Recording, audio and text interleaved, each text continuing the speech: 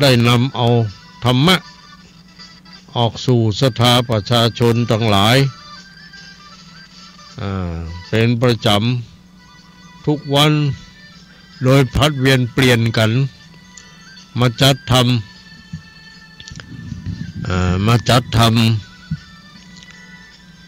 รายการเนาะที่ก็มี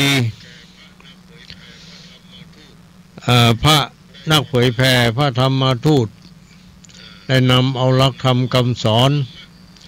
มาสู่ศรัทธาประชาชนญาติโยมทั้งหลายได้ยินได้ฟังกันเนาะที่กำลังเปิดเครื่องรับฟังอยู่ในขณะนี้ รายการนี้เป็นรายการของตุลุงวัดห้างต่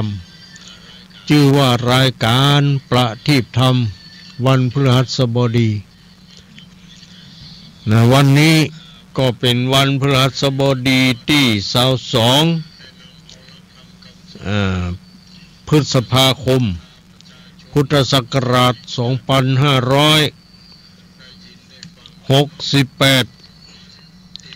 ซึ่งตรงกับแรม11ค่ำเดือน8เห็นเนาะเดือน8แฮมเดือน8เหนือแฮม11ค่ำ นะวันนี้ ก็จะได้ตามพุทธภาษิตที่ยกขึ้นต้นในรายการนะวันนี้ธัมโมระหะโทอากัตถโมแปลว่าทำเหมือนห้องน้ำไม่มีตมธรรมะก็แปลว่าสภาพอันทรงไว้ซึ่งผู้ปฏิบัติตามนะแยกประเภทออกเป็นสองก็คือกุศลธรรมและอกุศลธรรมเนาะ ที่เราได้ยินพระสวดอภิธรรมมานะเนาะกุศลธรรมะอกุศลธรรมะอภยกตาธรรมะอย่างเนาะ แต่นะ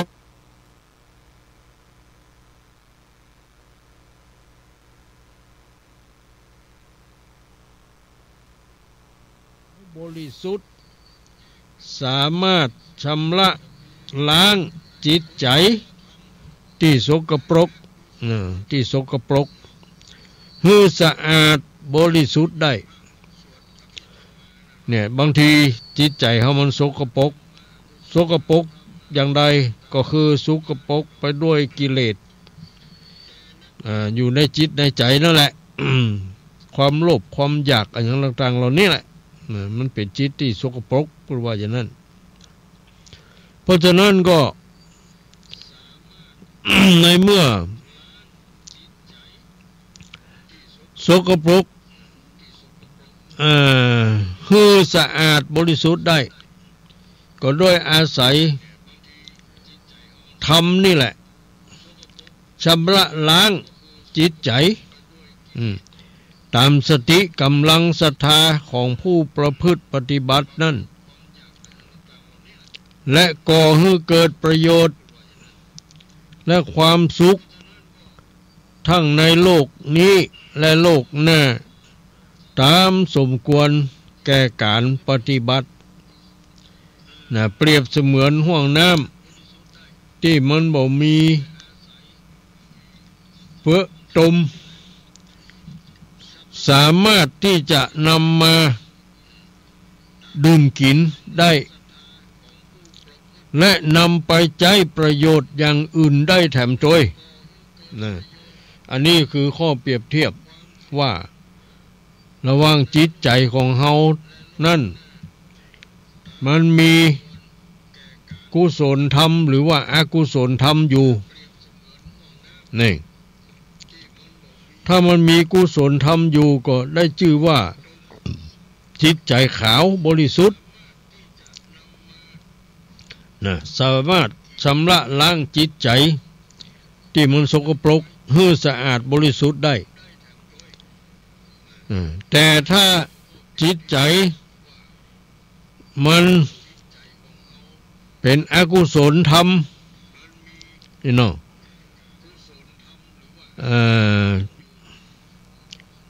มันก็จะก่อให้เกิดประโยชน์และสิ่ง ที่บ่สมควรหรือความดีอยู่ในจิตในใจนะอย่างนี้ ก็เอาแบบสรุปง่ายๆก็คือใจดีเป็นบุญใจคุณเป็นบาปอีกแล้วเนาะใจดีเป็นบุญนั่นก็คือใจใสสะอาดสะอาดไปด้วยอะไรอย่างก็สะอาดไปด้วยกุศลธรรมนะ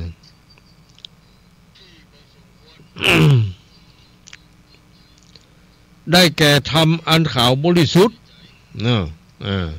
กุศลธรรมนี่ได้แก่ธรรมอันขาวบริสุทธิ์สามารถชำระล้างจิตใจที่มันสกปรกให้สะอาดบริสุทธิ์ได้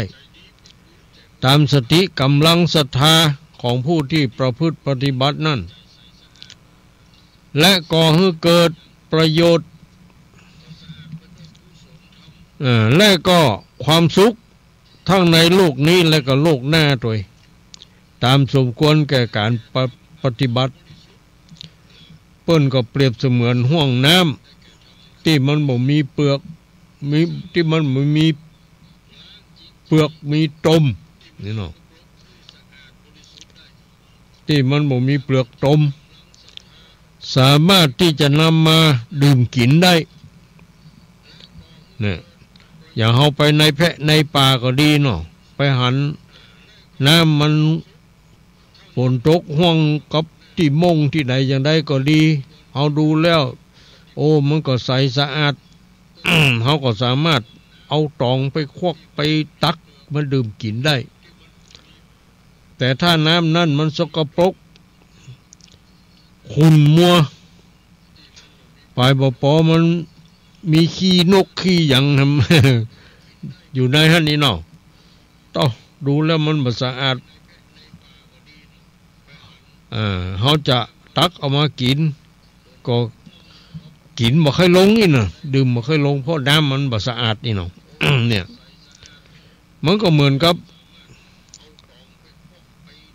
จิตใจของเฮานี่แหละถ้าจิตใจเฮามันใสมันเป็นบุญถ้าใจจิตใจมันขุ่นมันก็เป็นบาปนี่นะเนาะอย่างนี้ ทีนี้ต้านจะเอาบุญก็จะเอาบาปมันอยู่ที่นี่ ถ้าเขาจะเอาบุญก็คือ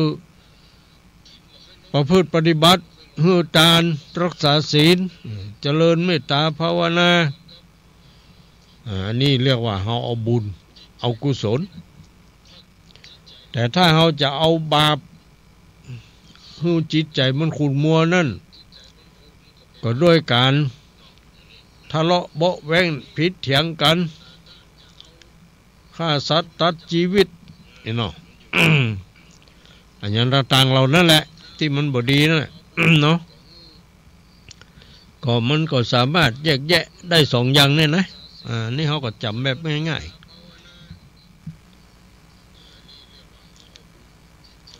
ธรรมที่เป็นฝ่ายกุศลเป็นธรรมนั่นพวกก็เรียกว่าสภาพอันทรงไว้ซึ่ง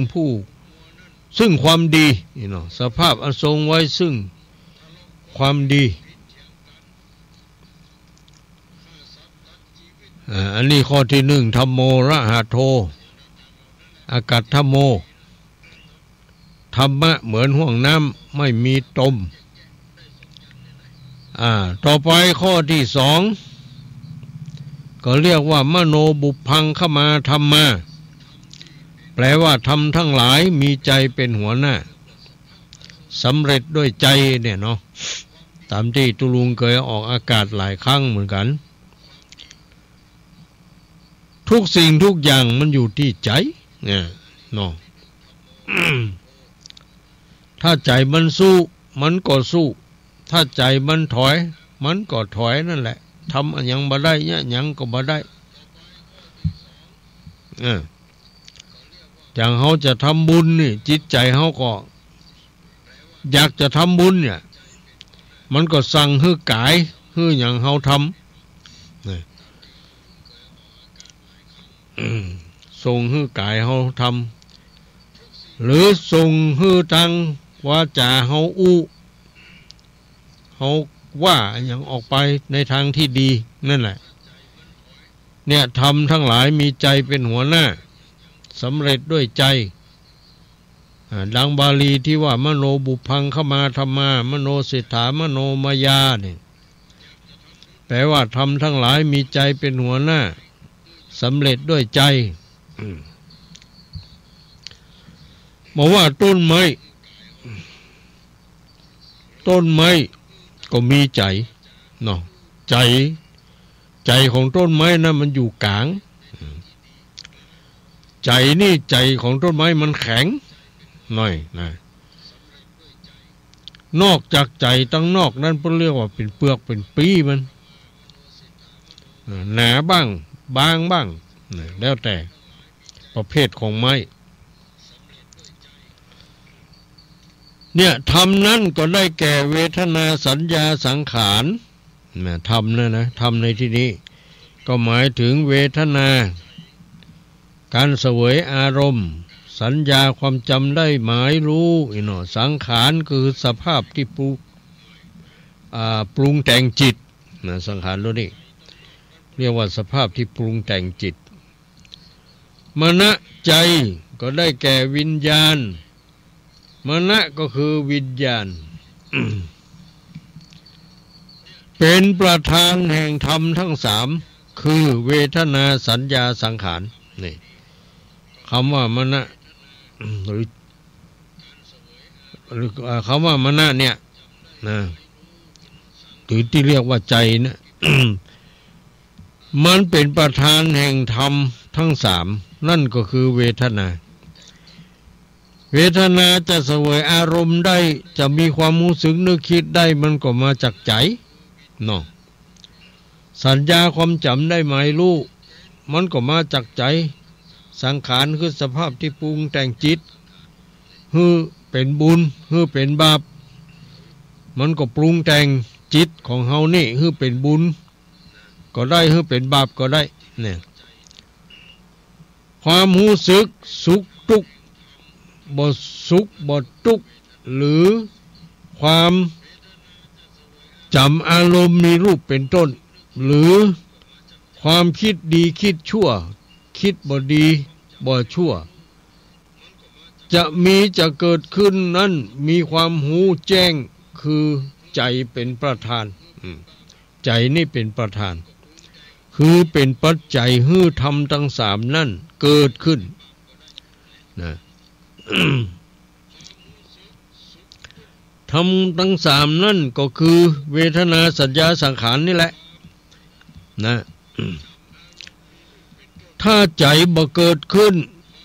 ธรรมทั้งสามนั่นก็บ่เกิดขึ้นได้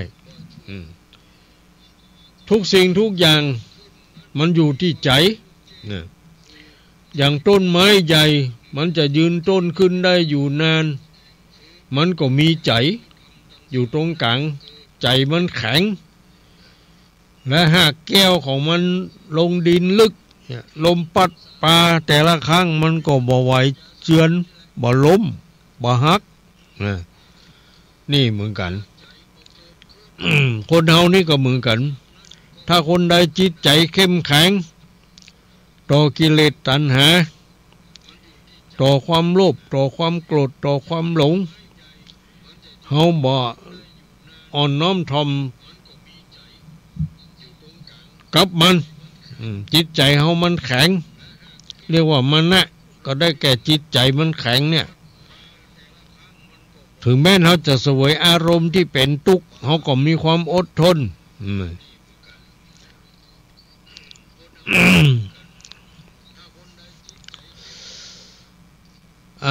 เพราะฉะนั้นความรู้สึกก็ดีความรู้สึกสุขทุกข์ก็ดีบ่สุขบ่ทุกข์ก็ดีนั่นมันก็มาจากใจนี่เนาะ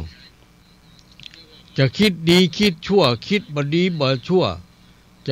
ะเกิดขึ้นได้นั่นมีความหูแจ้งหรือก็คือใจเป็นประธานในการรับรู้คือเป็นปัจจัยให้ธรรมทั้งสามนั่นเกิดขึ้นถ้าใจมันบ่เกิดขึ้นแล้วธรรมทั้งสามนั่นมันก็เกิดขึ้นบ่ได้เนาะเอาอย่างนี้ อันนี้แหละเรียกว่ามโนบุพังขมาธรรมามโนเศรษฐามโนมยาแปลว่าธรรมทั้งหลายมีใจเป็นหัวหน้าสำเร็จด้วยใจถ้าบ่มีใจแล้วมันก็บ่ได้เนาะความรู้สึกนึกคิดมันก็จะบ่เกิด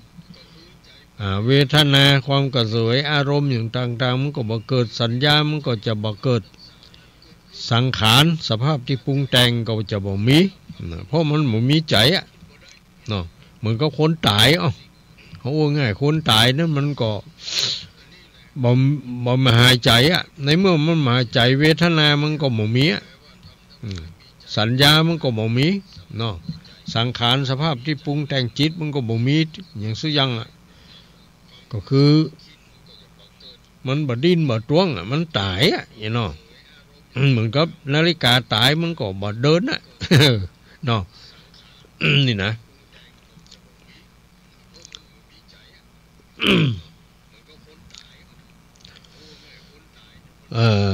อันเนี้ยภาษิตข้อนี้ก็ดังที่ได้ชี้แจงอธิบายไปเนาะนี่เราก็มาภาษิตข้อที่3แถมกรรมว่าธัมโมหิอิสินังทะโชนี่เนาะธัมโมหิธัมโมหิอิสินังทะโชแปลว่าธรรมแลเป็นธงชัยของพวกฤาษีพวกฤาษีก็คือไผก็คือเหล่าบุคคลผู้หนีออกจากเฮือนแล้วก็ไปบวชอยู่ในป่าไปบวชแล้วก็อยู่ในป่าเปลี่ยนแปลงเพศเป็นฤาษีเปลี่ยนแปลงเพศเป็นฤาษีบำเพ็ญเพียรเพื่อจะนำตนออกจากทุกข์ในการบำเพ็ญนี้เขาเหล่านี้ต้องต่อสู้กับกิเลสตัณหาอันเป็นตัวก่อให้เกิดทุกข์คอยรบกวนอยู่ตลอดเวลาจึงจำเป็นที่จะต้องมีธรรมเป็นธงชัยเขาจะเอาธรรมอย่างเป็นธงชัยนะเพื่อกำจัดกิเลสตัณหาให้มันหมดสิ้นไปและยังสามารถใช้ธรรมนั้นเป็นธงชัยเอาชนะผู้อื่นได้ด้วยคือให้ผู้อื่นเลื่อมใสได้แห่งตัวนี่เพราะฉะนั้นธรรมะเป็นธงชัยนั่นก็คือ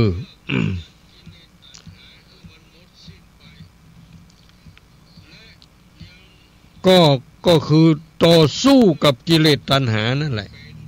จนเฮาชนะกิเลสตัณหาได้นั่นแหละคือธรรมที่เป็นธงชัยเนาะเป็นตัวก่อให้เกิดความสุขขึ้นมานะพวกฤาษีก็คือพวกไหนก็คือเหล่าบุคคลผู้หนีออกจากเฮือนไปอยู่ป่าที่เรียกว่าบทเป็นฤาษีนี่เพิ่นบ่โกนผมแล้วเนาะผมนี่ไว้ยาวเลยหนวดเขาเหมือนกันฤาษีตามบ้านเฮานี่บางครั้งบางทีมึนๆเขาก็จะหันนี่เนาะแต่ส่วนมากก็บ่ค่อยมีเนาะแต่ที่ประเทศอินเดียนี่นักเด้อมีอยู่นะฤาษีพวกฤาษีจีไพรเนาะเพิ่นมาอยู่บ้านน่ะเพิ่นมาอยู่บ้านฤาษีนี่เพิ่นอยู่ป่าอยู่อย่างเพิ่น บำเพ็ญเพียรบำเพ็ญพจน์ภาวนากินลูกไม้หัวมันบ่กินข้าวอย่างต่างๆเนาะเปิ้นบำเพ็ญตบะใจความอดทนใจความเพียรต่อสู้กิเลสของตัวเองความโลภความโกรธความหลงอันอย่างต่างๆที่มีในจิตใจนั่นเพิ่นจะขจัดปัดเป่ามันออกไปเนี่ยเพิ่นถึงเรียกว่าฤาษีจีไพรจีไพรก็คืออยู่ในป่าในดงเพิ่นมาอยู่บ้านเนาะอยู่ตามล้อมป่าไม้อยู่กลางทุ่งกลางนาอยู่ในป่าช้าอย่างอยู่ในต่างๆนั่นแหละเพิ่นมาอยู่บ้านฤาษีนี่เพราะฉะนั้นภาษิตข้อนี้ก็ว่าทำและเป็นธงชัยของพวกฤาษีอย่างอื่นนั้นมันบ่มีอย่างเป็นธงชัย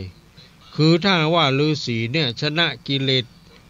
ของตัวเองได้เรียกว่ามีธรรมเป็นธงชัยเนาะคนเฮาก็เหมือนกัน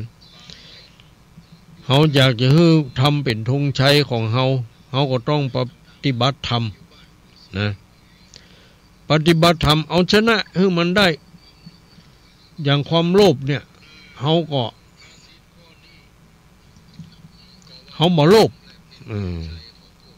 เฮาพอใจในสิ่งที่ตัวเฮามีเฮาก็ยินดีในสิ่งที่เฮาได้นั่นเนี่ยเฮาบ่โลภโมโทสันนี่นะมักน้อยสันโดษเนี่ยอันนี้แหละเป็นธงชัยเป็นธรรมที่เป็นธงชัยเรียกว่ามักน้อยสันโดษ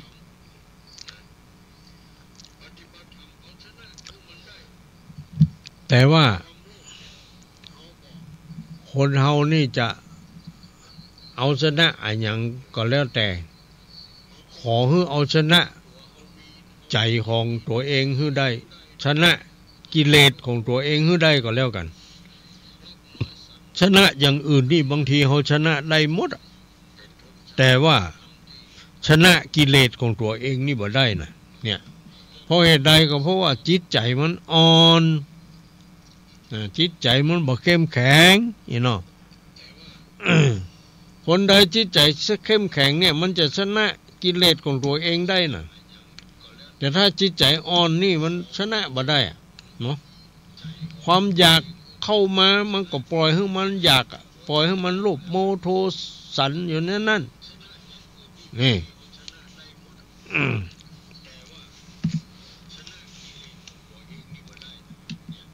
เนี่ยที่เปิ้นภาษิตว่าชนะตนนั่นแหละเป็นดีเป็นดีอย่างใดก็คือมันดีกว่าชนะอย่างอื่นหมดคนใดชนะจิตใจกิเลสของตัวเองได้คนนั้นแหละเป็นยอดคนเนาะ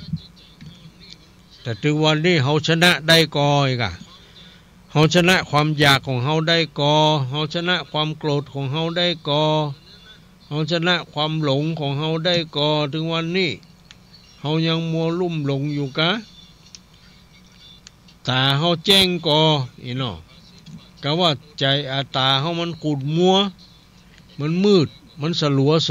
เนี่ยในเมื่อเป็นอย่างอันแล้วเฮายังบ่แสวงหาประทีปเนาะส่องทางเดินของชีวิตอย่างประทีปธรรมเนี่ยเนาะประทีปธรรมคือแสงสว่าง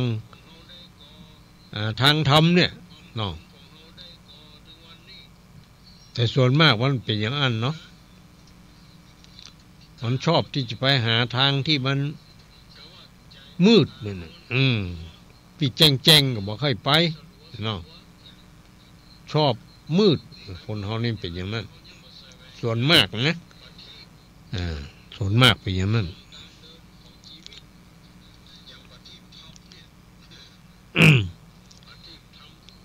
เนี่ยบางทีก็คนเฮานี่เอาชนะจิตใจตัวเองบ่ได้ปล่อยจิตปล่อยใจปล่อยให้ความโลภความโกรธความหลงเข้าครอบงำ จนทำมือเสียผู้เสียคนไปเนาะ อย่างเขาได้ยินข่าวเล่าอย่างต่างๆนี่กันนะอันนี้คือท่านแยกแยะนะคือท่านแยกแยะบางคนนี่ทราบข่าวเรื่องพระสงฆ์องค์ข้าเจ้าทำอย่างนั้นอย่างอี้อย่างนั้นอย่างนี้ก็ไปเหมาเอาว่าจะบักเคารพนับถือจะบักตานเพื่อแก่พระสงฆ์อย่างนั้นอย่างนี้นี่บางทีก็คำว่าสงฆ์นี่เปิ้นหมายถึงอริยสงฆ์ในสมัยพุทธกาลตัวเองนะคำว่าพระสงฆ์เนี่ยพระพุทธเจ้าพระธรรมเนี่ยแล้วก็พระสงฆ์พระสงฆ์ในที่นี้หมายถึงอริยสงฆ์ในสมัยพุทธกาลแต่ท่านเหล่านั้นก็เข้าสู่นิพพานไปหมดแล้วแต่สมัยปัจจุบันนี้มันมีแต่สมมุติสงฆ์มันไม่ใช่อริยสงฆ์คือสงฆ์ที่ประเสริฐ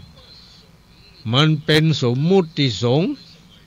สงฆ์โดยสมมุติเนี่ย เพราะฉะนั้นกิเลสมันก็ย่อมมีอยู่บ้างแต่มันจะมีมากมีน้อยเท่านั้นคนที่มีกิเลสมากมันก็ทำให้ตัวเองเป็นไปอย่างนั้นอย่างนี้ดังที่เราได้ยินเรื่องดินลาวต่างๆนะศาสนามันไม่เสื่อมพระธรรมคำสอนของพระพุทธเจ้ามันก็ไม่เสื่อมอริยสงฆ์ก็ยังมีอยู่ยังไม่เสื่อมที่เสื่อมนั่นคือสมมุติสงฆ์บางรูปบางองค์เท่านั้นนี่เนาะที่ทำไม่ดีนั่นแหละทำผิดวินัยผิดอะไรอย่างก็คือมันเป็นเรื่องของศาสนาบุคคลไปกันเพื่อเรียกว่าศาสนาบุคคลทางศาสนาเนี่ยใครประพฤติชั่วประพฤติบ่ดีก็ฮือเสื่อมเสียไปเฉพาะคนนั้นพระรูปอื่นยังดีอยู่ยังมีอยู่ยังเป็นที่เคารพนับถืออยู่นี่นะเขาจะไปเหมาเอาคำเดียวนี่มันบ่ได้นะจะไปเหมาอย่างที่กำโบราณว่าปลาตัวเดียวเน่าถึงคลอง บางครั้งมันก็เป็นอย่างนั้นบางครั้งมันก็บ่จำเป็นต้องเอาไปเปรียบเทียบอย่างนั้นเนาะต้องรู้สักแยกกัน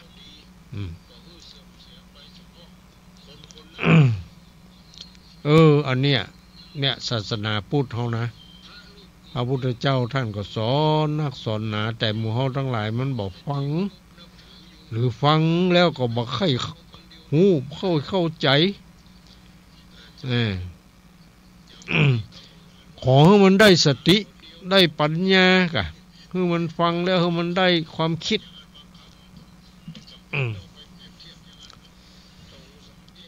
คำว่าสงฆ์นี่คือหมายถึงหมู่ยังดีอยู่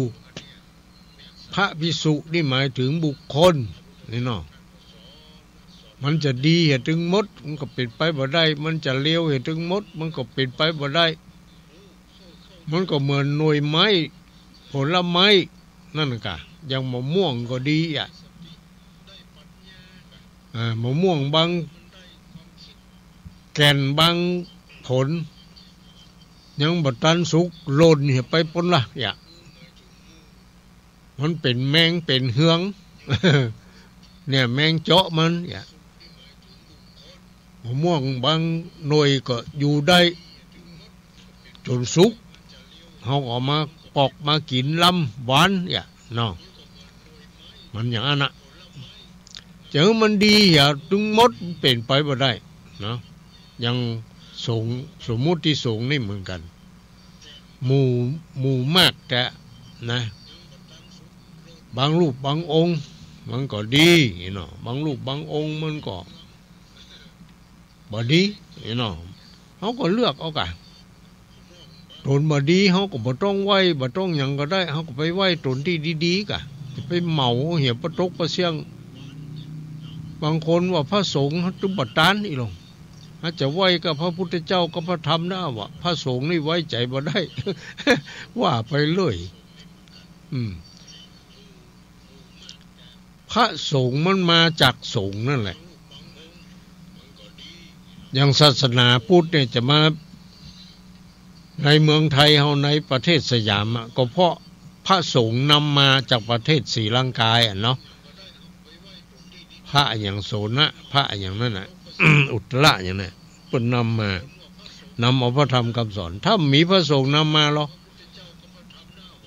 ศาสนาพุทธมันจะอยู่ในเมืองไทยได้ป่ะมันก็บ่มีไผนำมาพระสงฆ์โลกสมัยพุทธกาลเพิ่นทำกันสังฆายนาอันอย่างต่างๆเป็นครั้งหนึ่งครั้งสองครั้งสามครั้งสี่ครั้งห้าทำที่หั่นที่นี่เนาะ แล้วมาจะลึกลงในใบลานในอย่างต่างๆเนี่ยแล้วหมู่เฮาก็ได้ศึกษาเล่าเรียนมานี่ จะไปเหมาเอากันเนาะก็ขอให้องค์ใดบ่ดีก็คือเป็นแต่เรื่องขององค์นั้นเฮาก็บ่ต้องไว้บ่ต้องตานเฮาก็ไปตานตนที่เพิ่นบ่มีเรื่องราวเดือดร้อนอันหยังนั่นกะเนาะฮู้จักแยกพ้องจะไปเหมาเอาคำเดียวมันก็บ่ดีก็อีศาสนาเฮาบ่เจริญรุ่งเรืองโอ้พระสงฆ์มี200,000 กว่ารูปเนี่ยมันก็บ่ดีแค่รูป2รูปเนี่ยก็ต้องอันลบ อันนี้ก็เป็นการเตือนสติให้แก่ญาติโยมทั้งหลายนะก็เป็นไปอย่างนั้นเขาเป็นเจ้าพูดนี่เขาต้องหูนักเนี่ยจะไปหูเบาคือฟังแล้วก็คือคิดคือพิจารณาอย่าไปเพิ่งเชื่ออย่างพระพุทธเจ้าท่านถึงสอนไว้แล้ว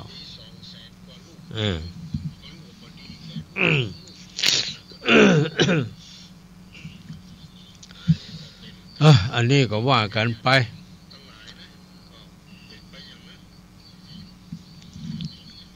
เนี่ยจะไปหวั่นไหวแล้วได้ยินข่าวอย่างมานั่นเขาจะไปฟังเชื่อกาลามาสูตรพระพุทธเจ้าท่านก็แสดงไว้แล้ว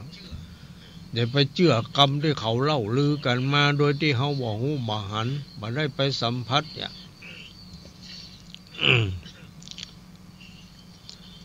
บางเดียวนี้ผู้ที่จ้องจะทำลายพุทธศาสนาเฮานี่มันยังมีอยู่เนาะมันเป็นขึ้นใต้น้ำบุญ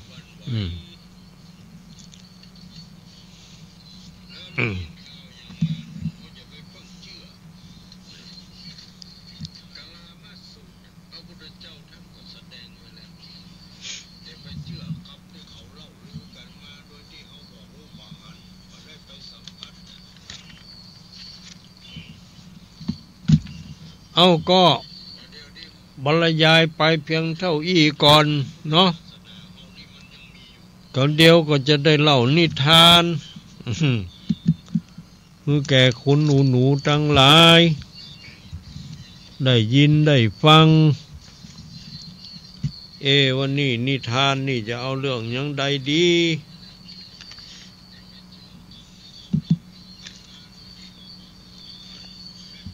เมื่อวันพัดที่แล้วเขาเอาเรื่องกบกับพระอาทิตย์เนาะวันนี้เอาเรื่องนกยุงกับนกกระเรียนนกยุงกับนกกระเรียนนกยุงนี่บางคนก็หันหูจักบางคนก็บอกหูบ่หันเนาะบางทีก็หันในหูปในหนังสือบ่หันตัวจริงนี่เนาะ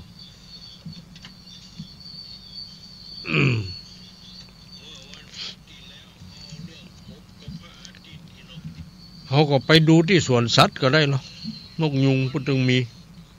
ต่อเวลานกยุงลำแพนน่ะงามนี่เนาะมันนี่หางตรงนี้มันตั้งขึ้นเป็นตาเป็นแสงเป็นอย่างงามนี่เนาะ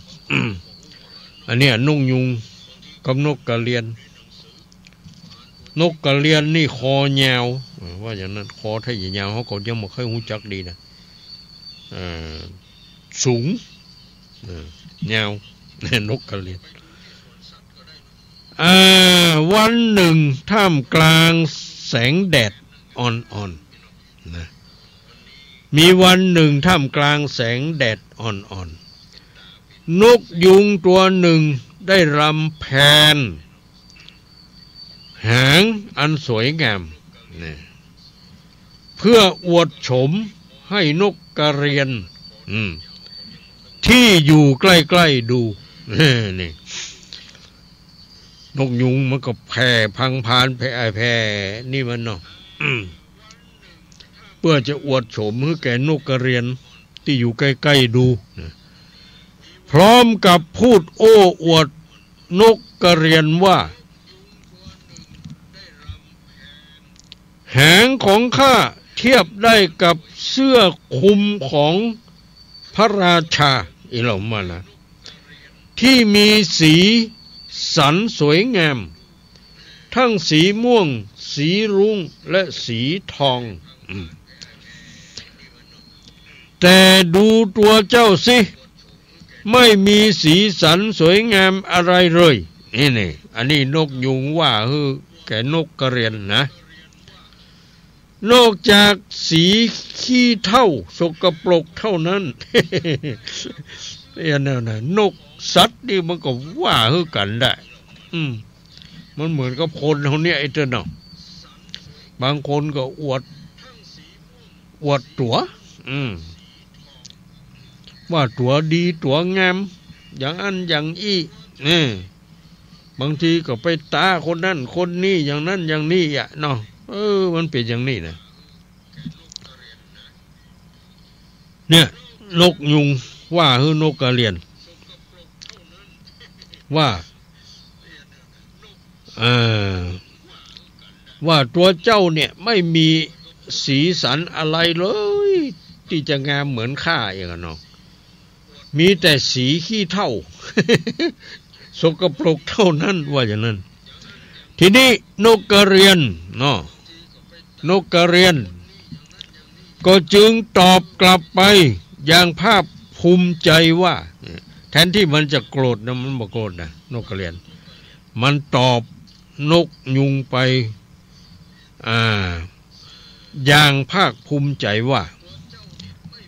จริงอย่างที่เจ้าว่าอีหรอจริงอย่างที่เจ้าว่าแม้ข้าจะมีแต่สีขี้เถ้า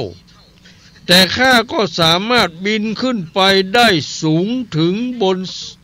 สวงสวรรค์อีหรอนี่เพื่อพูดคุยกับเหล่าเทพพระเจ้าและดวงดาวนี่แหละส่วนเจ้าก็ทำได้เพียงเดินดินเหมือนเส้นไก่ที่คุยเขี่ยกองมูลขยะเท่านั้นเองนี่อันนี้นะนกกระเรียนมันก็ตอบโต้ไปเหมือนกันเนาะเพราะฉะนั้นนิทานเรื่องนี้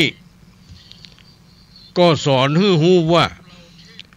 คุณค่าของคนนั้นบ่ใจตัดสินกันที่รูปลักษณะภายนอกนี่เนาะมันต้องตัดสินกันด้วยความรู้ความสามารถมันต้องตัดสินกันด้วยความรู้ความสามารถหรือความดีเนาะเนี่ยนี่เป็นนิทานที่เปรียบเทียบอย่างนี้เพราะฉะนั้นเขาจะมีความรู้ขนาดไหนจะมีความสามารถอย่างใดเขามีไว้บ่ใจเอาไปอวดผู้อื่นหรือเอาไปเปรียบเทียบกับคนอื่นที่มันบ่มีหรือทำมาได้มันเป็นการยกตนข่มต้านนี่น้องแทนที่เขาจะฮักเฮาแทนที่เขาจะยกย่องสรรเสริญหรือบูชาเขากับ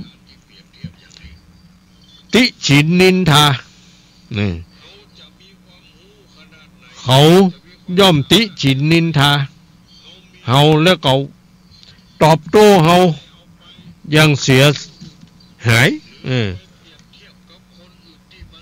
จนเขาอับอายขายหน้าเองเนาะอย่างเนี้ยแต่บางคนเปิ้นก็บ่ตอบโต้นะบ่ตอบโต้นั่นก็ดีไปอย่างไผจะเล่าขวัญเขาจะว่าอย่างเขาก็ยิ้มอยู่ตลอดเวลาสบายใจเนาะปล่อยเขาว่าเขาอิจฉาริษยาเขาบ่มีความดีเหมือนกับเขาก็เลยมาว่าเขาอย่างนั้นอย่างนี้ถ้าเขาคิดอย่างนี้ได้ก็ดีนะมันสบายใจมันก็เขาบ่ตอบโต้เขาบ่ต่อสู้ตอบโต้ปล่อยเขาว่าอย่างได้จ้างเขาจ้างมันเขาก็จิตใจเขาดีเขาสบายเขาบ่มุนหมองเขาบ่คอยตามอันนี้เพิ่นเรียกว่า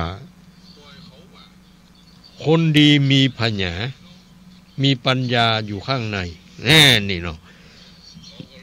อันนั้นนี่แต่บางคนมันคงบ่ได้เนาะได้ยินอย่างกำอย่างน้อยปะเต้า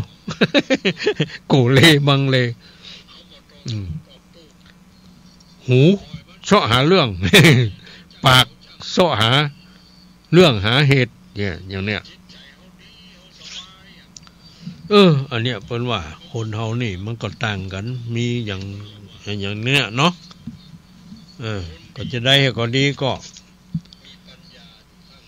ขอให้เอาธรรมะนี่แหละเป็นที่จังดีปึ่งเอานิทานนี่เป็นข้อวัดปฏิบัติหรือเป็นอุทาหรณ์สอนใจนี่เนาะอย่างเรื่องนกยุงกับนกกระเรียนเนี่ยนกยุงนี่มันจะอวดตัวอย่างใดก็เป็นเรื่องของมันนกกระเรียนมันก็เลยตอบโต้ไปตามนั้น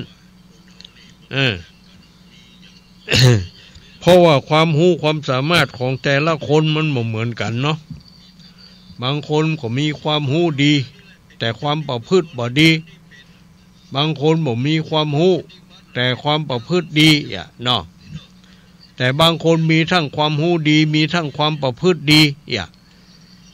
บางคนบ่มีสักอย่างความรู้ก็บ่มีความประพฤติก็บ่มี เป็นอันธพาลนั่นกันเนาะอย่างเนี้ย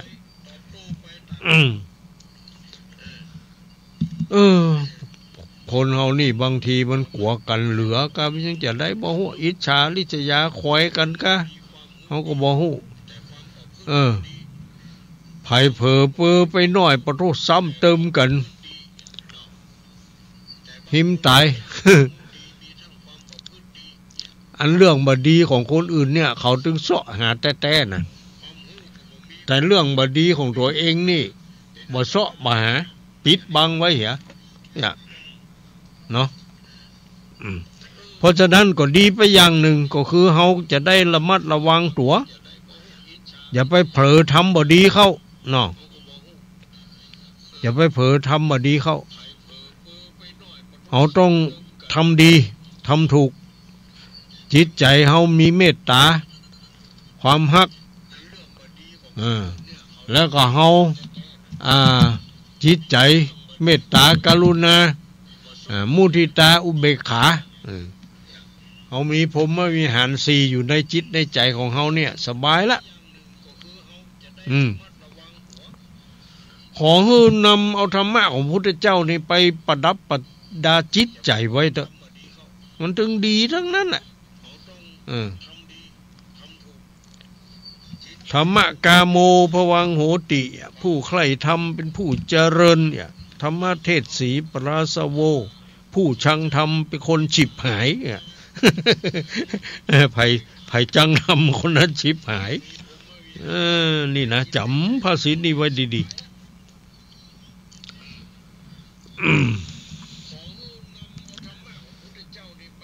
เอาละ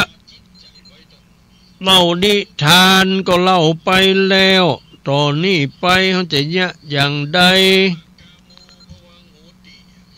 คำเดียวเขาก็ประกาศอนุโมทนากันเฮียก่อนสักน้อยก่อนเนาะใครจะไปฟังโทรเข้ามาเตื้อยังบอกเปิดโอกาสเตื้อ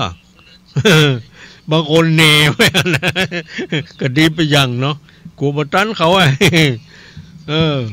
อันนี้พวกเรียกว่าคนตื่นค คนตื่นทำเนาะคนตื่นทำเอาขอประกาศอนุโมทนาสาธุกับญาติโยมผู้ที่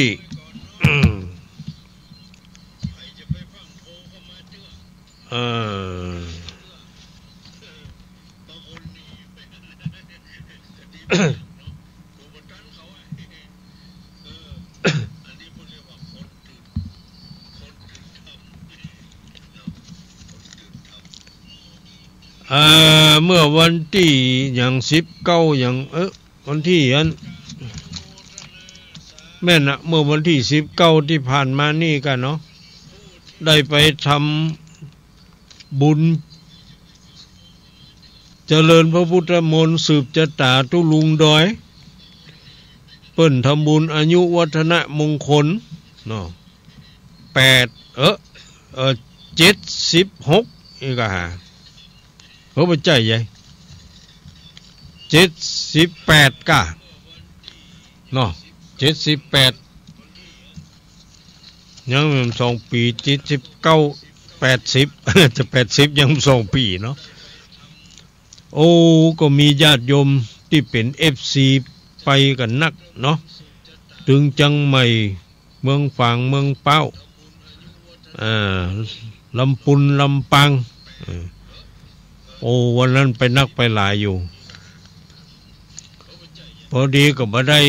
ปะได้พบอย่างกันมาได้อู้อย่างกันมากนักเนาะก็พ่อหมออินทร์แม่จงดีก็ไปวันนั้นเพิ่นก็ไปกันหลายจากอำเภอฝางมาก็ปะกันอยู่ถึงตุลุงก็ต้องขออภัยกับญาติโยมคนอื่นๆที่ตุลุงไม่ได้ไปปะไปพบไปอู้ไปจ๋าเนาะอันนี้ก็มีพ่อบุญธรรมแม่รัตนาสั่งคำฟั่นบ้านปงหนองหมู่ที่3ตำบลเวียงอำเภอเวียงป่าเป้าจังหวัดเชียงรายได้บริจาคกันเทศมาเนาะจำนวนเงิน100 บาทเนาะก็สาธุอนุโมทนานะครับพ่อบุญธรรมแม่รัตนาแสงคำสังคำฟั่นอันนี้นี่เปิ้นปะที่ไหนมีงานยังได้เปิ้นไปทำบุญเนาะเปิ้นได้กำไห้ก็คือบุญหรือว่าความดีเนาะสะสมอบรมไว้ไปเมื่อเขาไปได้เนาะกินเมื่อเขากินได้เดินเมื่อเขาเดินได้เนาะถ้าเขากินมาได้ก็มีตาก็พอบ่ได้อย่างเนี้ยเพราะนั้นก็ทำไปอย่างไปตามกาลเวลามันแหละเนาะเขาบอกปล่อยคือวันเวลามันเปล่าประโยชน์ผ่านไปโดยที่เขาบ่ได้ทำบ่ได้เนี่ยอย่างเนาะมันเสียเวลาเมื่อเขาทำได้เนี่ยได้ก็ไปได้นะก็มีหลายท่านงานไหนงานนั่นไปกันไปป้าพบกันบ่อยๆเนาะอันนี้ก็ต้องขออนุโมทนาสาธุที่ได้ปัจจัยบำรุงเป็นก้าน้ำก้าไฟมาขอตาแจ้งตาใสเหมือนกับไฟฟ้าเนาะขอมีสุขภาพพลานามัยดีบ่มีโรคภัยไข้เจ็บเบียดเบียนอยู่ดีมีสุขอายุมั่นขวัญยืนไปจากทุกโศกโรคภัยไข้เจ็บนานาประการเนาะมีความสุขความสำราญเบิกบานใจนะโชคลาภวาสนาบารมีมีคุณงามความดีอยู่กับตัวตลอดไปวันนี้จะได้เทศธรรมอันนี้เป็นธรรมไทย ธรรมไทยแต่จะขอเทศเป็นคำเมืองนี่เนาะบ่ได้เอาทำเรื่องมาเทศเนอะแต่ว่าอันนี้ก็เป็นทำเรื่องเหมือนกันนะ ทำเรื่องอันนี้เรียกว่าสังวรประทานสังวรประทานว่าด้วยความเพียรระวังไม่ให้บาปอกุศลธรรมเกิดขึ้นในจิตในใจในสันดานนี่เนาะ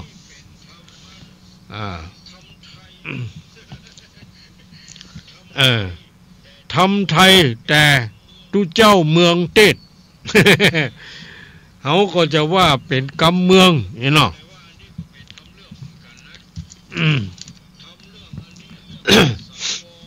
โยนเนอะเอาเนอะตั้งใจฟังเนอะจะเทศละ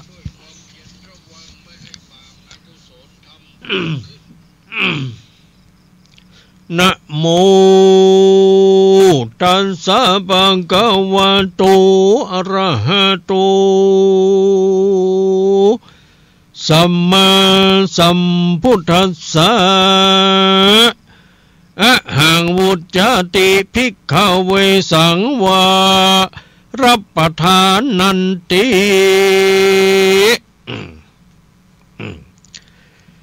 ณบัดนี้จักได้แสดงพระธรรมเทศนาในสังวรประทานคาถาว่าด้วยความเพียรระวังบ่ให้บาปอกุศลธรรมเกิดขึ้นเพื่อเป็นเครื่องประดับประคับประคองฉลองศรัทธา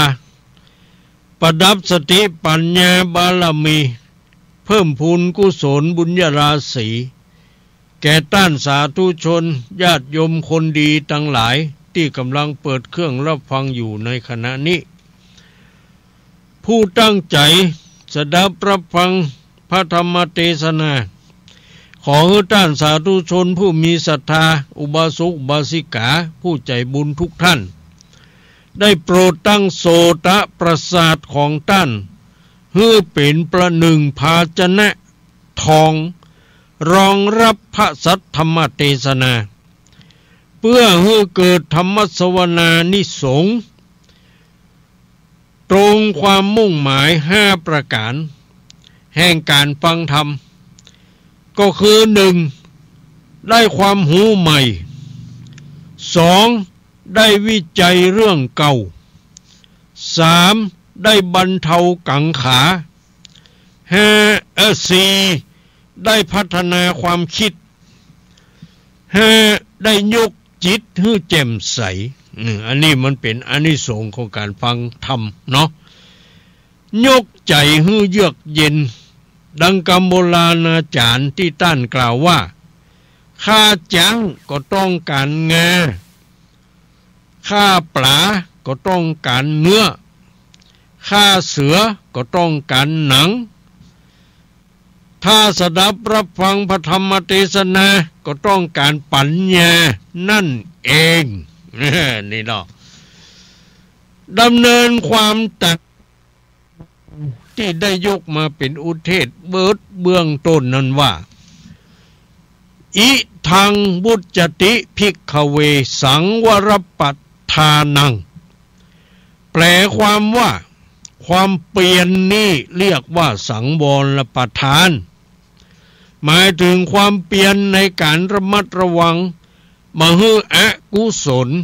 หรือความชั่วเกิดขึ้นเกิดขึ้นในสันดานในจิตในใจ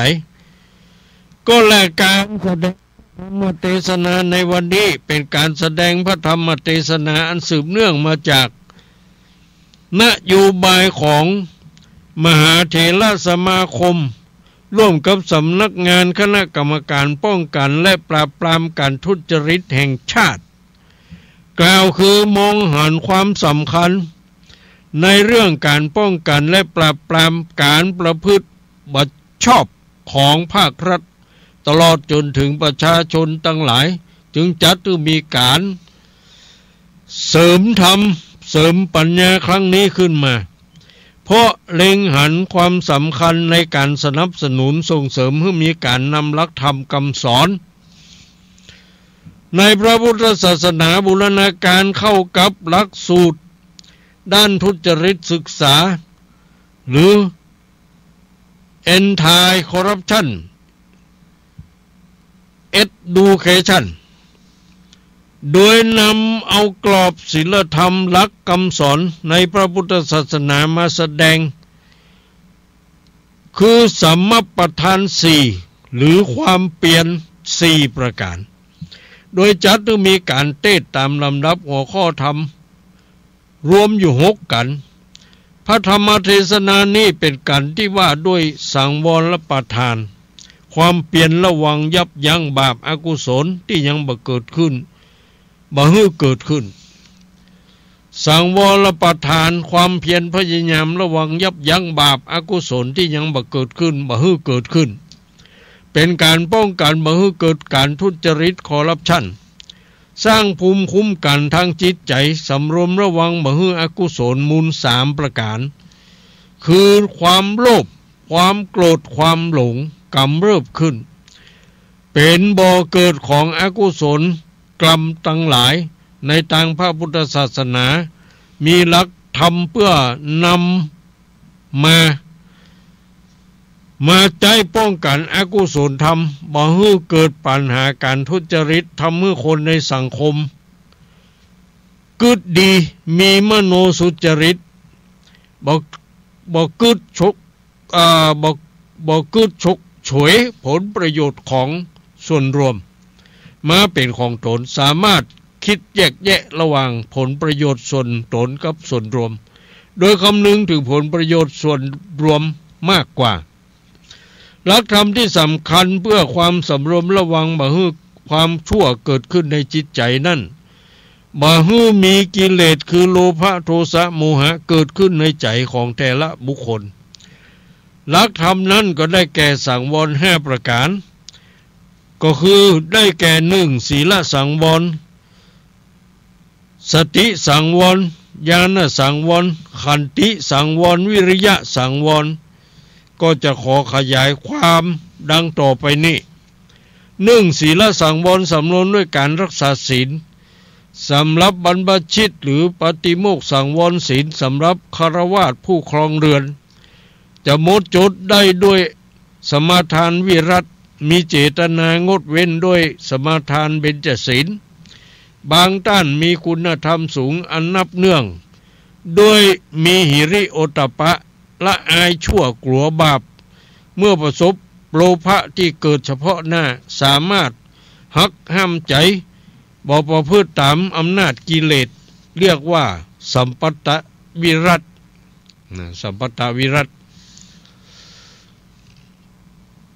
งดเว้นให้ได้เมื่อเผชิญกับอารมณ์อันน่าใคร่น่าชอบใจ2สติสังวรสำรวมด้วยมีสติระวังตาหูจมูกลิ้นกายใจโดยอาศัยสติเป็นเครื่องระลึกถึงเรื่องที่ทำกรรมที่พูดสิ่งที่คิดแม้นานแล้วได้ก่อนที่จะทำจะพูดจะคิดอาศัยสติระลึกฮื้อสติเป็นเครื่องห้ามกันสกัดกั้นบ่ฮื้อบ่ฮื้อเกิดความกำหนัดขัดเคืองขุ่นข้องหมองมัวลุ่มหลงมัวเมาในอารมณ์ที่ผ่านเข้ามาทางตาทางหูทางจมูกทางลิ้นทางกายทางใจข้อที่3ญาณสังวรสำรวมระวังด้วยญาณคำว่าญาณเป็นชื่อของความหูใจปัญญาเป็นเครื่องพิจารณาเพื่อเกิดความหูเท่าทันเพื่อบ่ให้ใจตกไปสู่อำนาจของอารมณ์ต่างๆมีรูปเป็นต้นห้ามจิตบ่ให้ตกไปสู่อำนาจของกิเลสมีตัณหามานะทิฏฐิเป็นต้น4ขันติสังวรสำรวมด้วยขันติแบ่งเป็น3ประเภทคือตีติขาขันติอดทนด้วยอดกลั้นไว้ตบะขันติก็คืออดทนจนเป็นตบะเดชะสามารถเอาชนะสิ่งที่เป็นข้าศึกได้อธิวาสนะขันติ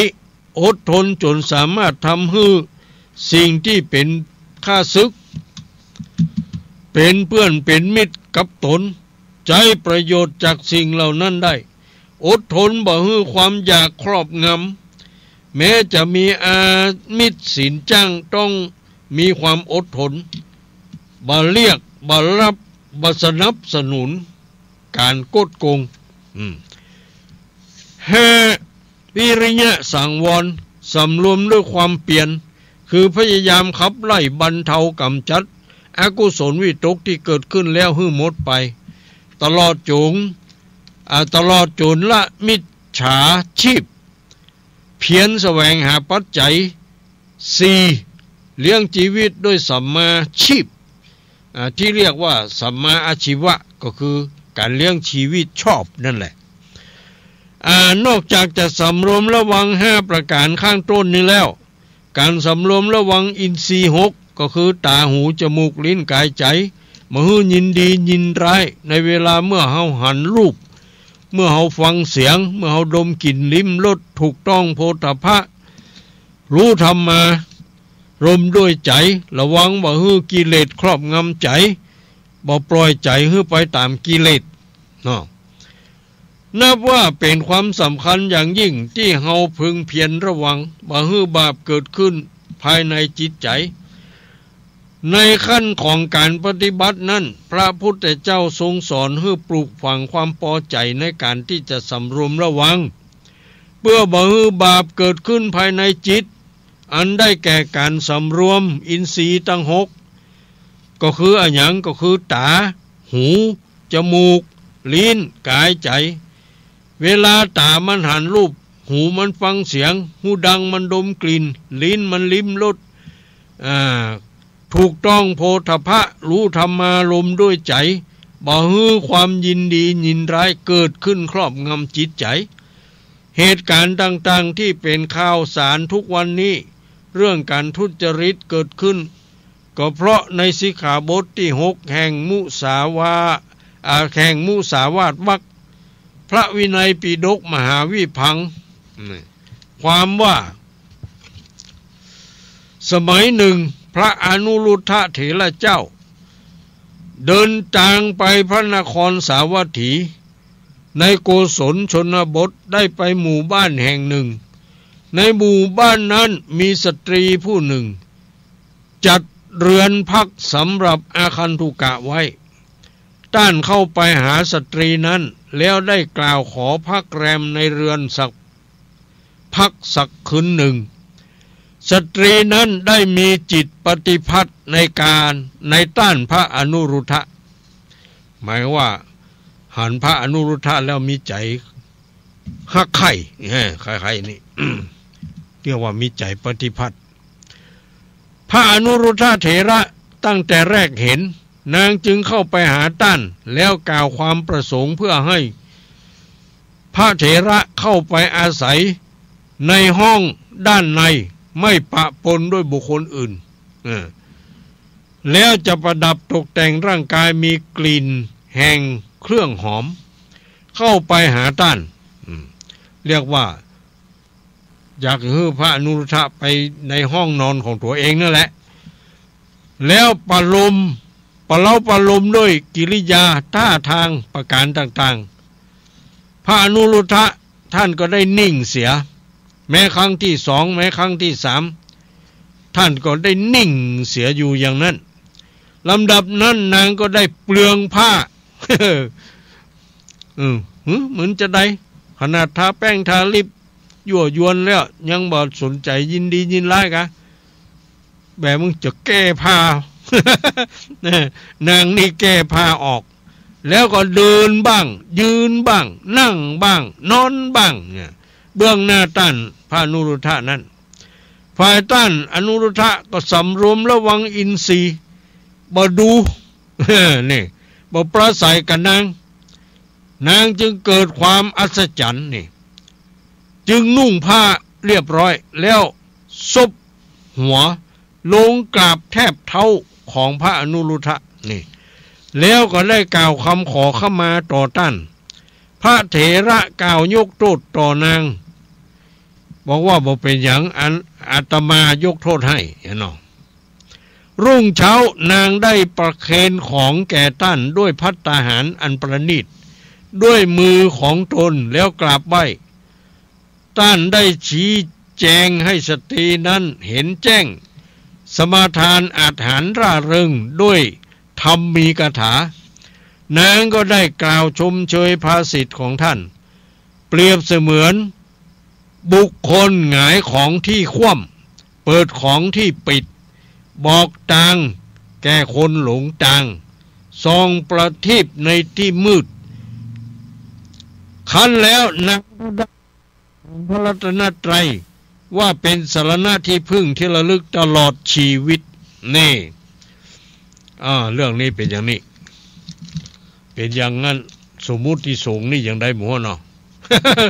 ถูกกันนางนี่ยั่วยวนอย่างนั้นอย่างนี้ไปพอแก้ผ้าแค่อย่างพอเนาะโตสมมุติสงฆ์ตามมันจะว้าวเว้ยเนาะอันนี้เปิดเปียอริยสงฆ์นี่เนาะเปิดมดกิเลส นะเนี่ยแหละญาติโยมเนาะจากนั้นพระเถระอนุรุทธะก็เดินทางไปถึงพระนครสาวัตถีแล้วก็ได้บอกความนั้นแก่ภิกษุทั้งหลายบรรดาภิกษุผู้มักน้อยสันโดษมีความละอายมีความรังเกียจผู้ใคร่ต่อสิกขาต่างก็เพ่งโทษติเตียนพลทนาภิกษุเหล่านั้นก็ได้กราบทูลเรื่องนั้นแก่พระผู้มีพระเจ้าพระองค์ทรงสอบถามได้ทรงทราบตามความเป็นจริงทรงบัญญัติสิกขาบทที่ห้ามภิกษุพักนอนในที่มุงที่บังเดียวกันกับสตรีนี่ตั้งแต่ท่านมานะเขาเรื่องนี้ไปทูลพระพุทธเจ้าก็เลยตั้งสิกขาบทขึ้นมาว่าห้ามภิกษุนอนในเรือนชายคาเดียวกันกับสตรีหรือผู้หญิงนะโดยไม่มีผู้ชายที่บรรลุนิติภาวะอยู่ด้วยเนี่ยทั้งนี้เพื่อป้องกันเมื่อเกิดเหตุการณ์เช่นนั้นแหมต่อไปนั่นเองเนาะนี่มีศีลตัวอย่างของสังวรประทานความสำรวมระวังบาปอกุศลที่ยังไม่เกิดไม่ให้เกิดขึ้นซึ่งมีคุณานิสงส์เป็นอเนกประการหากไม่สำรวมระวังย่อมจะก่อให้เกิดโทษอย่างมหันต์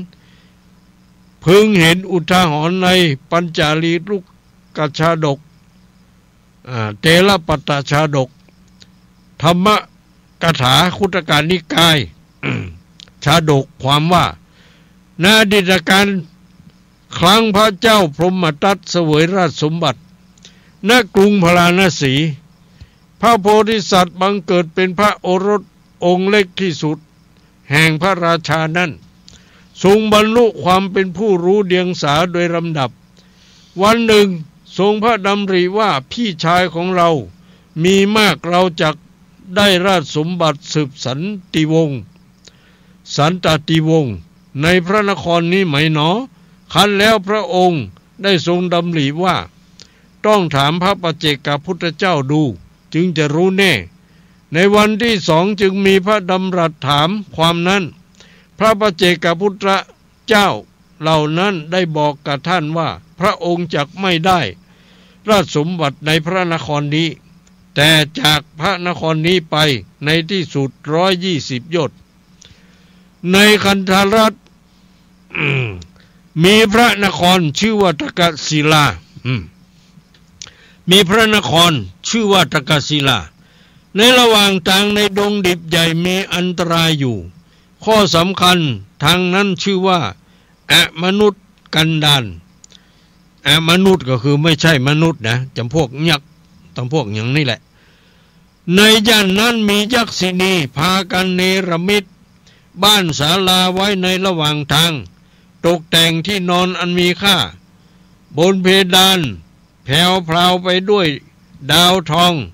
แวดวงม่านอันย้อมด้วยสีต่างๆตกแต่งอัตภาพด้วยอลังการอันเป็นทิพย์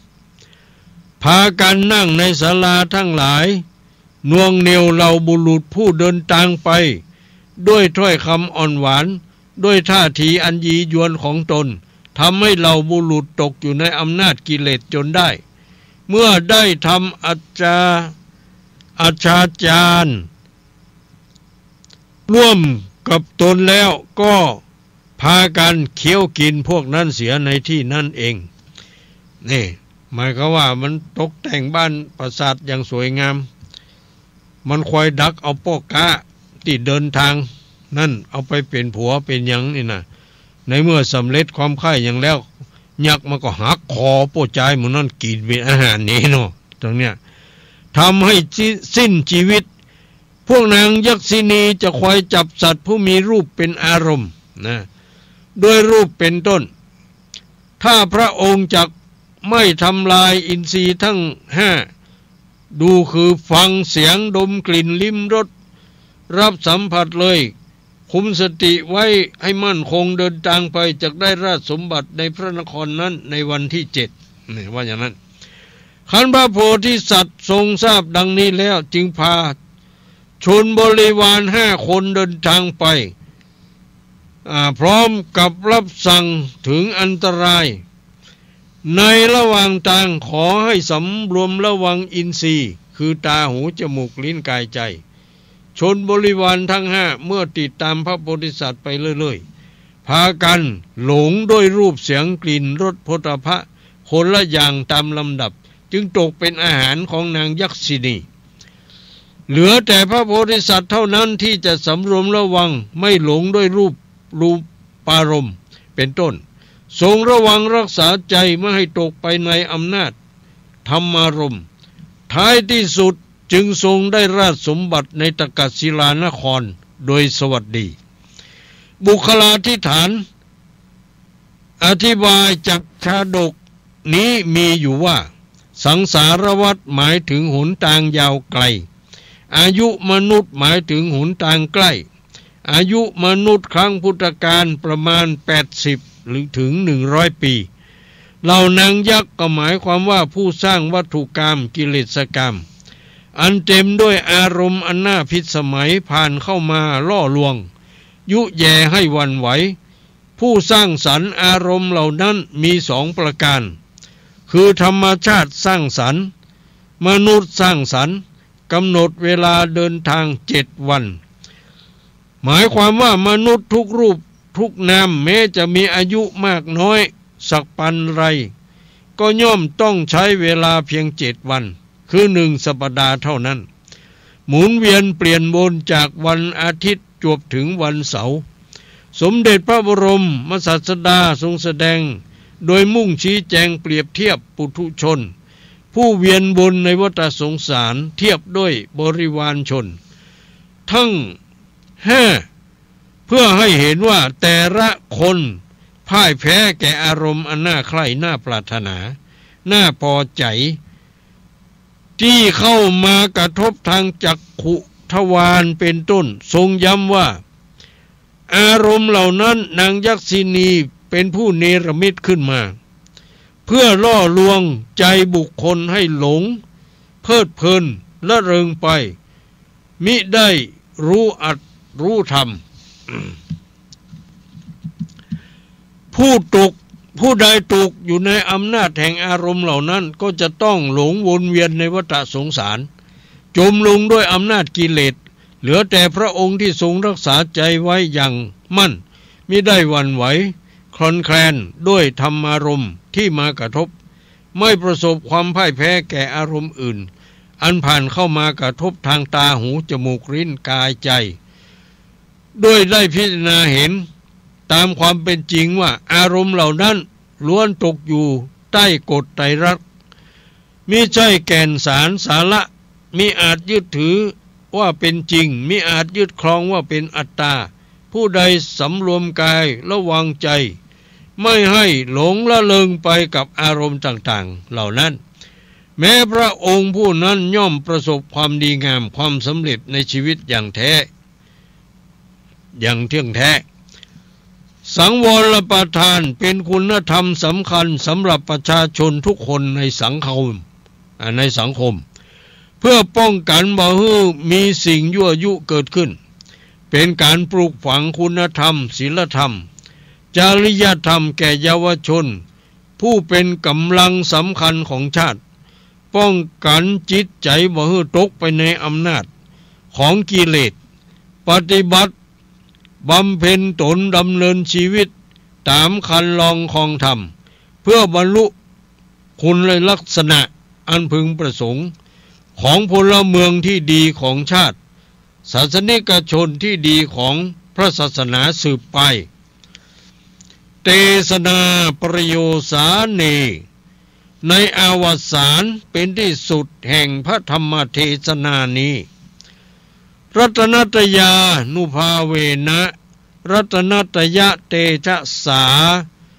ด้วยเดชะบารมีแห่งคุณพระศรีรัตนตรัยและบุญกุศลที่เกิดจากธรรมสวนาใหม่การฟังธรรมนี้ขอจงมา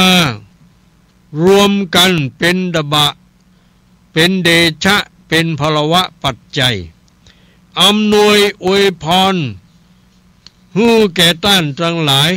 ที่กำลังสดับรับฟังอยู่ในขณะนี้จงปราศจากทุกโศกโรคภัยมีความสุขความเจริญยิ่งขึ้นไปในร่มธรรมะแห่งองค์สมเด็จพระสัมมาสัมพุทธเจ้าเจริญยิ่งด้วยอายุวันนะสุขภละปฏิภาณธรรมสารสมบัติธนสารสมบัติปรารถนาสิ่งใดที่ชอบประกอบด้วยธรรมขอให้ความปรารถนานั้นจงพลันสำเร็จจงพลันสำเร็จจงพลันสำเร็จสมมโนรสมุ่งมาตรปรารถนาทุกประการศาสนามาในสังวรประทานกาถาว่าบาปอกุศลเกิดขึ้นก็พอสมควรแก่กาลเวลาจึงขอมุดยุติลงคงไว้แต่เพียงเต้าอี้ก็บังกรมสมเร็จมีโดยประการลัชนี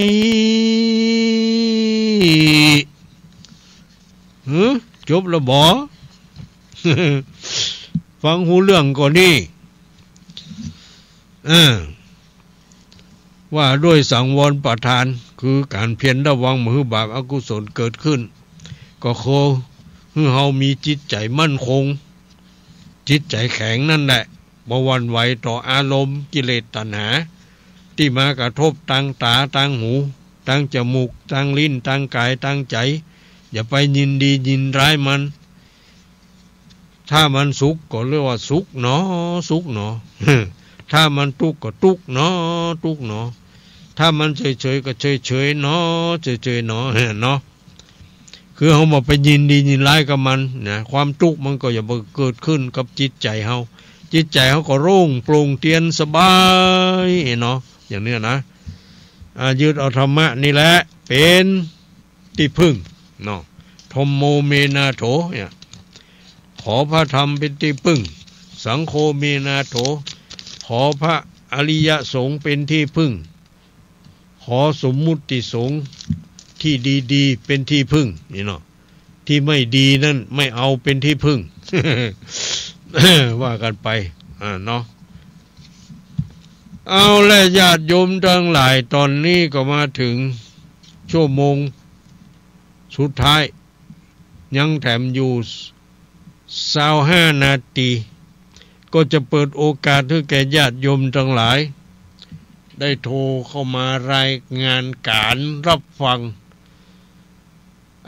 ประทีปธรรมจากตุลุงวัดห้างต่ำในคืนวันนี้เป็นจะได้พ่องเป็นต้นว่าเสียงมันขาดหายก็เสียงชัดเจนก็อีน้องอยู่ไกลอยู่ใกล้อยู่ที่ใดก็ดีก็โทรเข้ามาได้เลยในขณะนี้ตั้งแต่นี้เป็นต้นไปรายงานผลการรับฟังเข้ามาได้เนาะที่ หมายเลข0819934074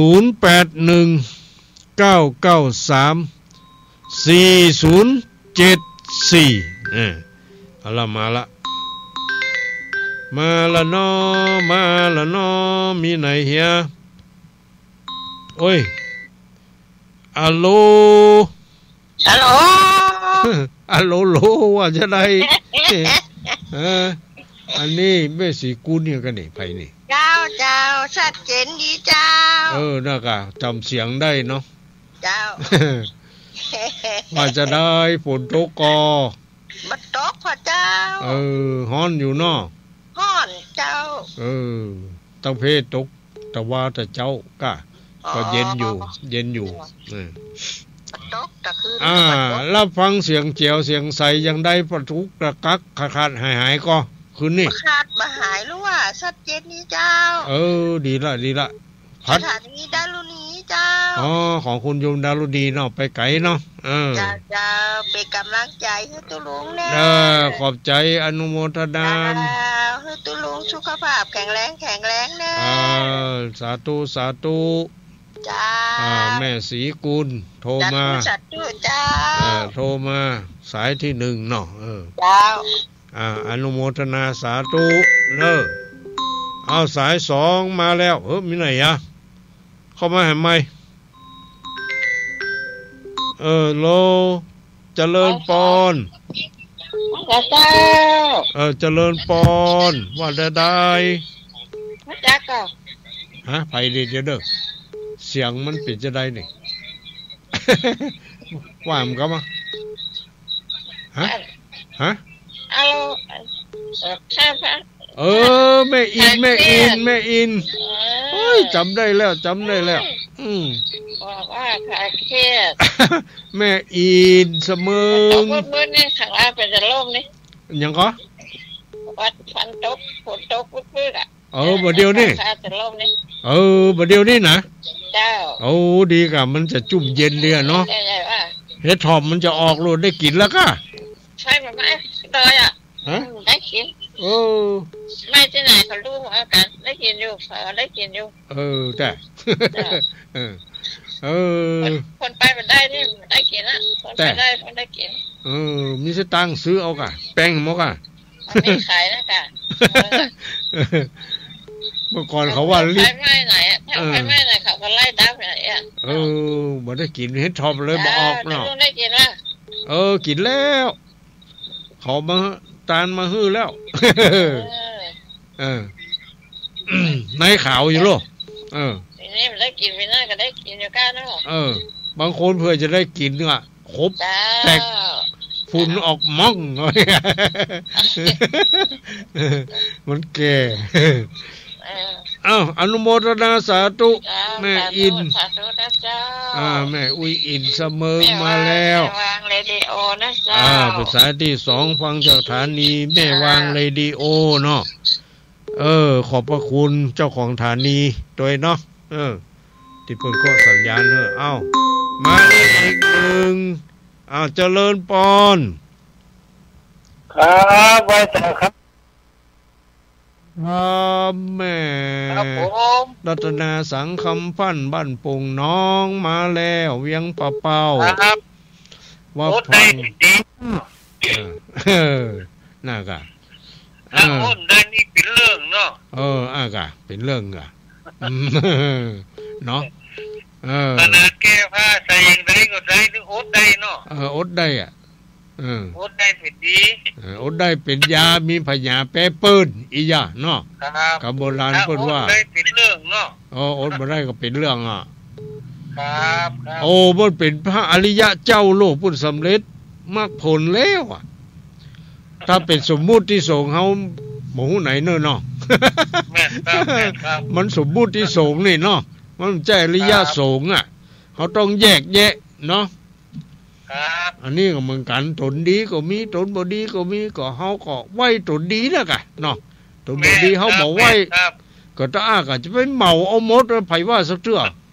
ไปใจเรื่องจะไดได้เดี๋ยว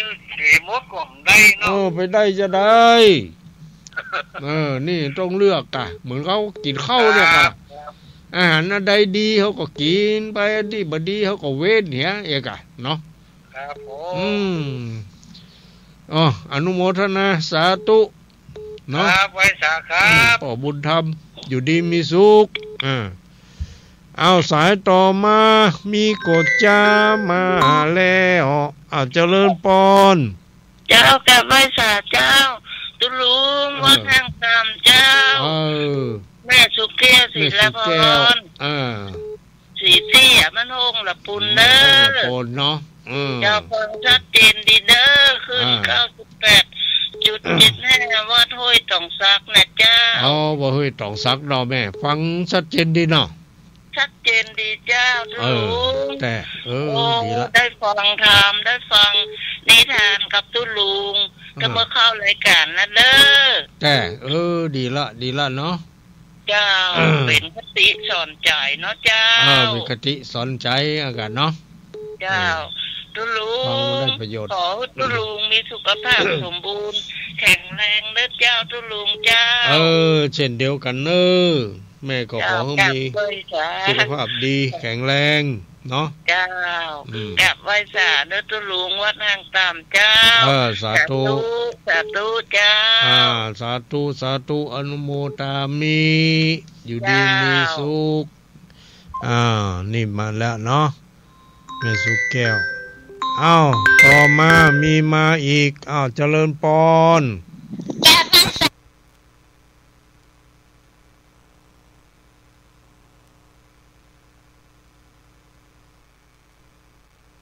อยู่จอมตองกับสันปะตองก็เจ้าอยู่สันปะตองเจ้าสันปะตองลายอันนี่เป็นไรชัดเจนดีกะเจ้าฟังฐานนี้ไหนถ้าจะแดนดินค่ะแดนดินเห็นแล้วนะแต่ดีละขอบใจอนุโมทนาขอบพระคุณเนาะเจ้าของฐานีเพิ่นได้เพิ่นนั้นถ่ายทอดไปให้โยมได้ฟังเนาะเจ้าวันทันแล้วนี่ตะลุงมาว่ามากะยังมาได้ยินน่ะฐานีมันดังโซ่ๆนี่อันไหนหม้อเพิ่นมาถ่ายทอดก้าเมื่อน่ะแล้วก็เมื่อวันพันแล้วนี่เสียงค่าๆหายเขารายงานมาหลายคนละเจ้าวันนี้ได้ยินดีถ้าแล้วนี่ถ้าเป็นแต่เฮาเอาปากจู้ไม้ใกล้ลงไป เสียงมันเลยสาค่าหายกะเสียงมันแห้งเกินเนาะมันก็ตัดฝนตกกะตะลุงตกแต่เจ้าก็หาเย็นอยู่แต่ปะตองให้ฮ้อนขนาด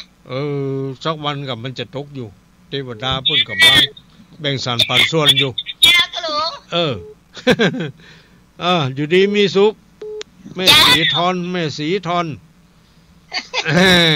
จำชื่อได้อยู่เนาะอายุวันโนสุขังปาลังเนาะแม่สีทอนเสียงแจ๋วเจริญปอนฮะจับแล้วพังเลยครับ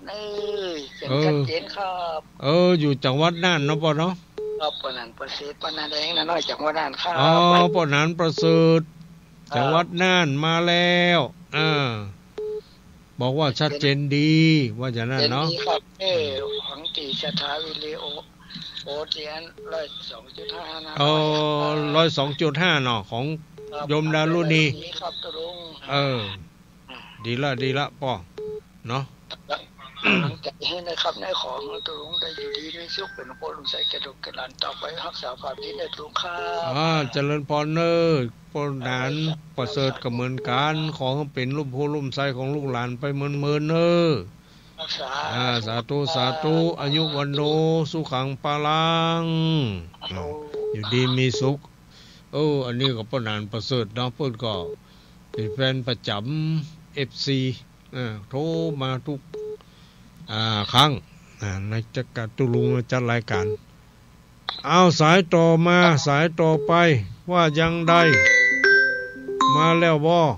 เจริญปอนไว้จ้าแม่เรือนสันโต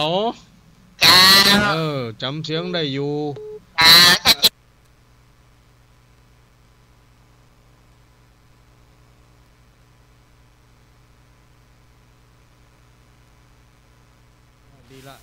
พัดกันแล้ว กำลังใจ เสียง พระคุณเด้ออนุโมทนาสาธุสาธุ เจ้ากลับไปจ้าเจ้า เป็นเรือนแสนต่อมาแล้วเอาสายต่อมายังเวลาอยู่เยอะแยะ10 กว่านาทีก่อนมาแล้วเจริญปอนไปสาตุลุงมันอยู่ที่ใจขมดเนาะตุลุงมันนักเล่นถึงอย่างเนาะนักถ้าใจจะยั่วแม่นมันจะหล่อจะงามจะโอ้ม่วนบางใดอยู่ที่ใจขมดเนาะตุลุงเนาะนักอยู่ที่ใจเขานักไม่ยิงเกิดมันหันเพราะใจที่รูปหล่อและขี้ค้านเอามาอย่างเนาะตุลุงเนาะตุลุงเทศม่วนได้รู้ฟังหูเรื่องค่ะวันนั้นเปิ่นมาตุลุงดอยเขามาว่าเจรินาตีอันพระวิษณุมรณะมรณภาพนะแล้วเจ้าก็ถามว่าตุลุงนิวิตบอกมากายเนาะบ่ได้มาอีกว่ะเพิ่นมาตอนบ่ายบ่ได้หันตุลุงว้องละเขาควายละว้องเลยดีก็ได้ทำบุญร่วมกับวันเกิดเพิ่นอยู่ตุลุงแต่ตุลุงบ่ได้มาเนาะแม่ฝากไปกะไม่หอมอันวันนั้นตุลุงวันเกิดเปิ้นอย่างวันที่19ที่ป้าเปิ้นพูดน่ะเจ้าที่ป้าเปิ้นนะนึกว่ามาโดยเฉพาะบ่ได้มาเนาะบ่ได้มามันบ่มีกู้มาไปขึ้นรถไป2 คนพี่สาวอย่าเขาบ่มากันถ้าเป็นมานี่มีกู้เจ้ามากะให้มาไม่ตายเนาะถ้าป้าตุลุงก็อีกหอมตุลุงนั่นน่ะแต่ไม่บัวแรงน้ำนะกะเจ้า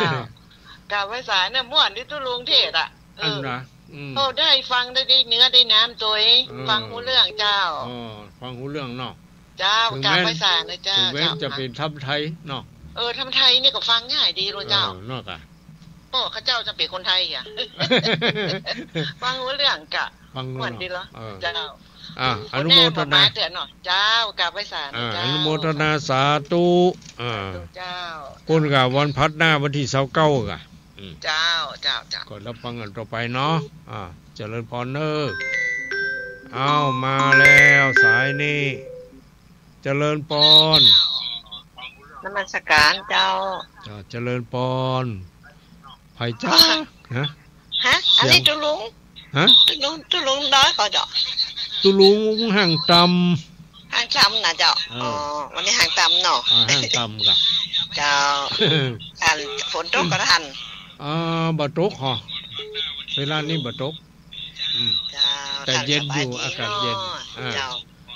แม่อยู่ไหนชื่อหยังอยู่เฟิงเงาในก้อมแจกค้ำอยู่เฟิงเงาเจ้าแม่ก้อมเจ้าแม่ก้อมใจคำเจ้าอยู่อำเภอเงาไอ้น้องแม่เนาะเจ้าอะไรก็ว่าจะขึ้นไปยังหายมันได้แวะแต่ไม่ได้แวะสักเดือนบ่เป็นยังมันต้องมีวันมีครั้งเดี๋ยวก่อนนะเดี๋ยวดึงได้ไปหาแต่หน้าหันตากันเนาะแม่เนาะเจ้าหันทันกะนั่นแหละอายุวันโนสุขังพลังเนอแม่เนอสาธุสาธุอยู่ดีมีสุขเนาะเอามาเลยเจริญปอน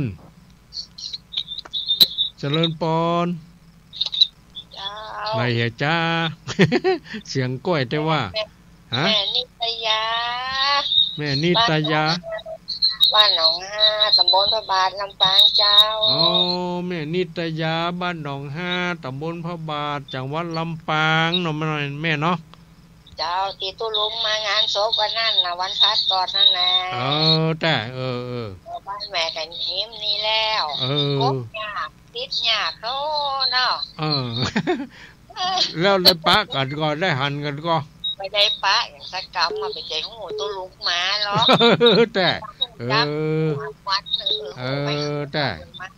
งานศพอีน่ะไปใจของหมูนะวันนั้นนะแต่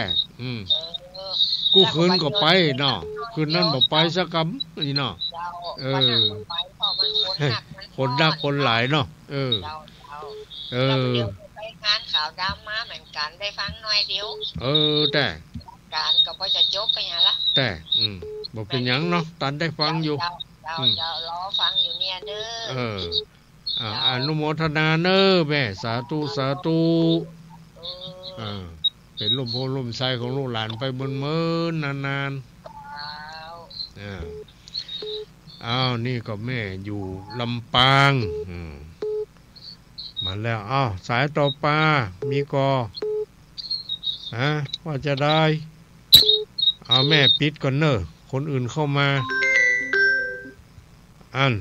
ดับไปอย่างไรเนี่ยเข้ามาใหม่ไปตรงใดอย่าให้แซบเข้ามาใหม่เนาะ รายการปลาทิพย์ธรรมวันพฤหัสบดีดำเนินรายการโดยตู้ลุงวัดห้างตำยังเวลาอยู่แถมประมาณ 8-9 นาทียังรับสายได้อีกอยู่หลายสายอยู่เนาะมันไหนอ่ะเข้ามาให้ไม่อันนี้จะได้ฮะ แต่ฮะ รายการปฏิบัติธรรมวันพฤหัสบดีนี่ซึ่งก็ดำเนินรายการโดยตุลุงวัดห้างตำตำบลป่างิ้วอำเภอเวียงป่าเป้าจังหวัดเชียงรายท่านอยู่ที่ไหนแห่งหนตำบลใดเนาะเจริญพรเจ้าเลยสาเจ้าตัวลุงอันนี้แม่สมบูรณ์เสียงยังโปหมอออกเป็นวัดกะมาเป็นกระรถนอนก็เดี๋ยวเป็นวัดก็ดังอีกนอนฟังนอนฟังบอดี้บ่มีงานกะมันจังไอเราอย่างมันเย็นอากาศเย็นนี่ไอน่ะโรคแพ้อากาศมันนี่ได้เป็นเดือนเนี่ยเพราะว่าเล็บมือมันบุ้งนั่นเล็บมือมันออกไปหานี่เราไม่นะกะมันเป็นเชื้อราเป็นอย่างมันคนเดียวมันนั่นออก2-3อย่างทั้งนี้ล่ะแล้วมันงอกเข้ามาก่อนงอกหนึ่งงอกก็ดีอะเดี๋ยวว่ารุดไปแล้วเป็นแผลเป็นอย่างเรื้อรังนั่นเชื้อโรคเข้าอีกมันงอกมันก็เป็นมาแหมเองนะกลมเป็นนะชัดเจนดีนะตัวลูกชัดเจนดีแหละจ้ะฟังฐานนี้ไหนฐานนี้ดารุณีของคุณเดียวดาวนี้เนาะจ้ะขึ้นเท่าไรเด้อปงแสนตองปงแสนตองจ้ะปงแสนตองวันตกปงใจเหรอกะจ้ะ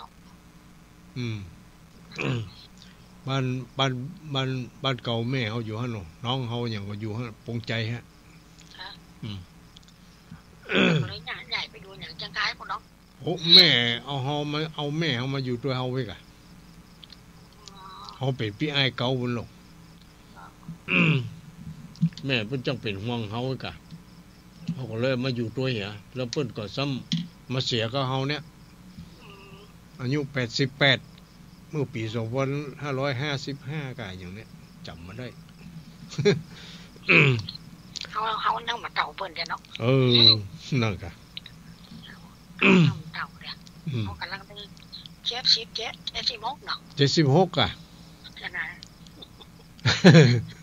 76ทำลายปีอยู่